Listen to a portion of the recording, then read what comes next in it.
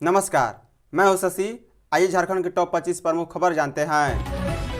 बेरोजगारी संकट में झारखंड देश में 20वें स्थान पर। झारखंड में रोजगार को लेकर भारी संकट है। इसको लेकर युवाओं में चिंता है। रोजगार का संकट सिर्फ बेरोजगारी दर तक सीमित नहीं है, बल्कि गुणवत्तापूर्ण रोजगार, कम आय, असंगठित क्षेत्र में काम और सीमित अवसर बड़ी चुनौती झारखंड में है। इसको लेकर ज्ञान विज्ञान समिति ने एक अभियान के तहत झारखंड में बेरोजगारी सर्वे रिपोर्ट तैयार की है। यह सर्वे अगस्त सितंबर 2025 में झारखंड के 18 जिलों में किया गया था। इसके लिए 4678 लोगों को सैंपल के रूप में लिया गया, जिसकी रिपोर्ट जुलाई 2026 में जारी की गई। रिपोर्ट में कहा गया है कि सर्वे बेरोजगारों व पढ़ाई कर रहे शिक्षित युवाओं के बीच की गई, जिसमें अधिकतर रोजगार की तलाश में थे और ग्रामीण क्षेत्र में रहने वाले आर्थिक रूप से कमजोर वर्ग के थे। बता दें, रिपोर्ट में कहा गया है कि अंतर्राष्ट्रीय श्रम संगठन के रोजगार स्थिति सूचकांक में झारखंड का स्कोर 0.49 है, जबकि देश का औसतन स्कोर 0.65 है। झारखंड पूरे देश में 22 राज्यों में 20वें पायदान पर है, जहां नियमित रोजगार, उच्च शिक्षित बेरोजगारी, अधिक व बड़ी आबादी से रोजगार, शिक्षा प्रशिक्षण से बाहर पाए गए हैं। झारखंड में एन्यूमरेशन फेज पूरा, 43 लाख वोटर हुए कम। झारखंड के एसआईआर में एन्यूमरेशन फॉर्म भरने और उसके डिजिटलाइजेशन का फेज बुधवार को खत्म हो गया। एसआईआर के इस चरण में मतदाता सूची से राज्य के 43,74,272 मतदाता कम हो गए हैं। झारखंड में मतदाताओं की संख्या 2,64,63,236 है। डिजिटलाइजेशन के बाद इसमें 2,20,88,937 मतदाताओं के नाम 5 अगस्त को मतदाता सूची के ड्राफ्ट में प्रकाशित किए जाएंगे। राज्य के कम हुए 43,74,272 मतदाताओं में 7,63,997 मृत मतदाता और 14,60,169 पता लगाने योग्य नहीं व अनुपस्थित मतदाता, वहीं 15,93,516 अस्थायी रूप से स्थानांतरित मतदाता और 4,38,560 अन्य स्थानों पर पहले से ही नामांकित मतदाता और 1,18,030 एन्यूमरेशन फॉर्म हस्ताक्षर करने से इनकार करने वाले मतदाता शामिल हैं। मुख्य निर्वाचन पदाधिकारी के रवि कुमार ने कहा है कि झारखंड में मतदाता सूची विशेष गहन पुनरीक्षण कार्यक्रम के पहले चरण एन्यूमरेशन फेज के अंतिम दिन शांतिपूर्ण कार्य हुआ है।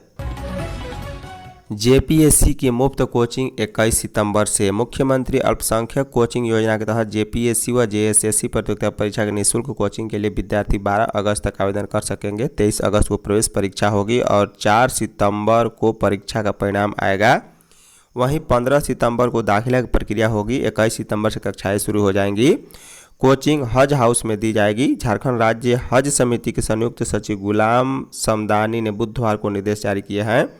इसके लिए आवेदक को झारखंड का अस्थायी निवासी होना जरूरी है। अभ्यर्थियों को ऑनलाइन अस्थायीता प्रमाण पत्र व अल्पसंख्यक समुदाय संबंधी घोषणा पत्र देना होगा।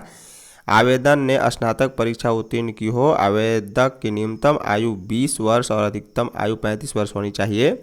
किसी भी सरकारी गैर सरकारी सेवा में कार्यरत वाले योजना के पात्र नहीं होंगे। बाबा धाम में श्रावणी मेला शुरू। देवघर और बासुकीनाथ में शुरू होने वाले राजकीय श्रावणी मेला का बुधवार को गुरु पूर्णिमा पर विधिवत शुभारंभ हुआ है। 30 जुलाई से 28 अगस्त तक चलने वाले विश्व प्रसिद्ध श्रावणी मेला 2026 उद्घाटन बिहार झारखंड के संदिग्ध स्थल दुम्मा में वैदिक मंत्रोच्चारण के बीच विधि विधान के साथ फीता काटकर किया गया। उद्घाटन समारोह में श्रद्धा, आस्था और उत्साह का अद्भुत संगम देखने को मिला।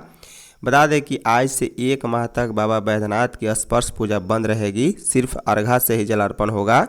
श्रद्धालुओं की सुविधा के लिए जारी शीघ्र दर्शनम कूपन भी 300 की जगह 600 रुपये में मिलेगा। उद्घाटन समारोह में मुख्य अतिथि के रूप में झारखंड के मंत्री सुदीव्य कुमार और दीपिका पांडे सिंह उपस्थित रहे।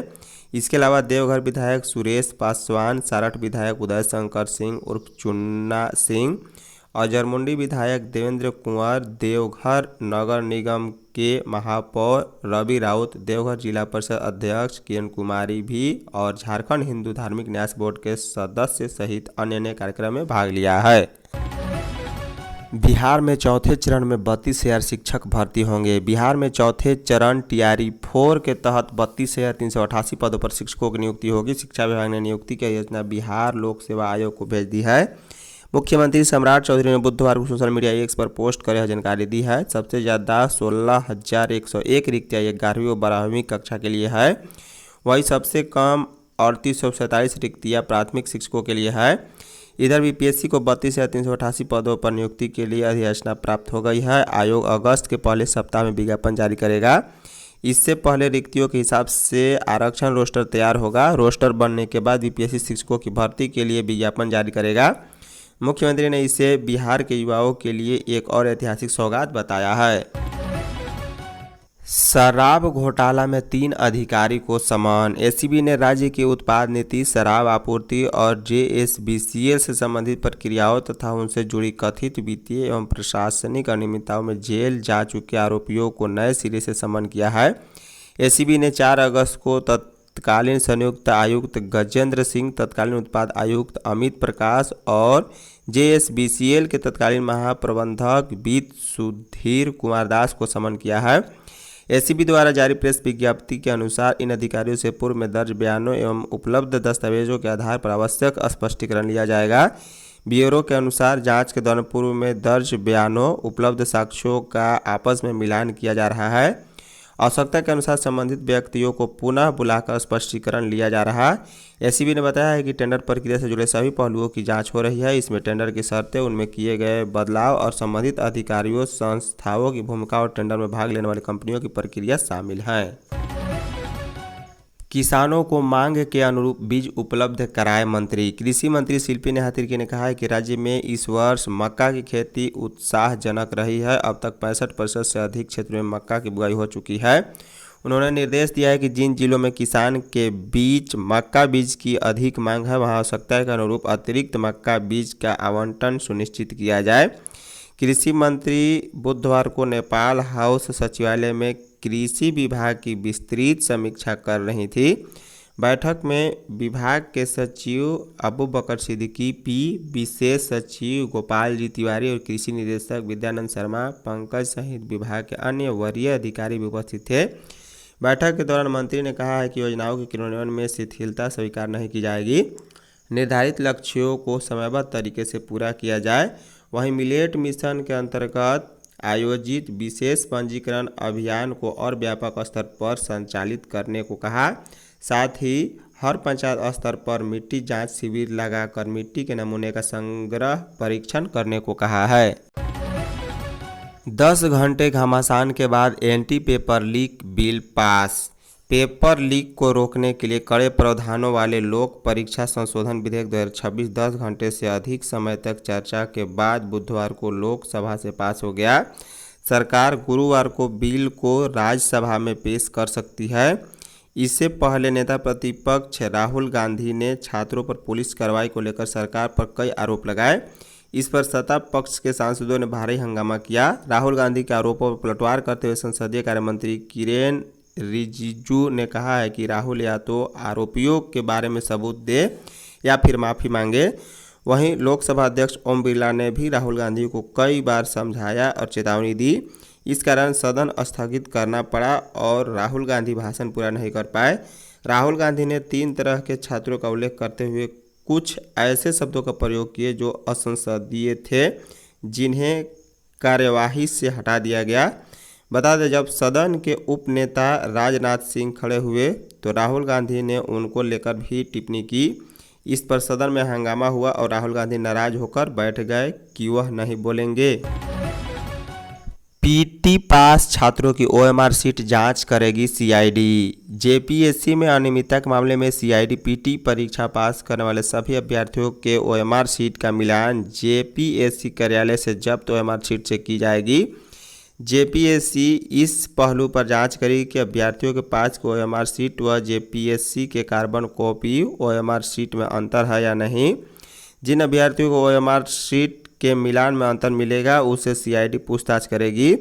सीआईडी ने 14वीं जेपीएससी पीटी में पास सफल 2204 अभ्यर्थियों को नोटिस किया है।